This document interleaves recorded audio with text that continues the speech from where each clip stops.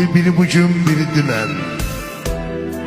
Biri bələk, biri kəfən. Körpəlikdən bugünə gələ-gələ ayrılırıq.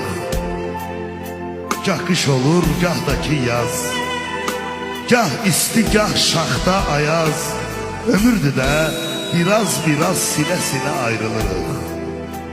Azdır ömrün miqdarı da. Tən ortada, tən yarıda itiririk dostları da, ölə-ölə ayrılırıq.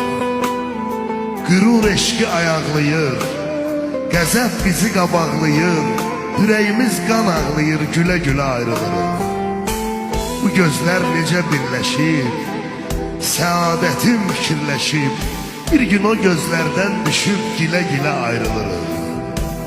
Neçə xoş gün verdin mənə, neçə xoş gün verdin mənə, minnət qoydum dənə-dənə, səni qınamıram, sənə çatmır hələ ayrılırıq.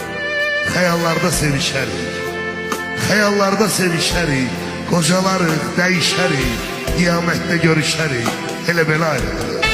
Qiyamətdə görüşərik, elə belə ayrılırıq.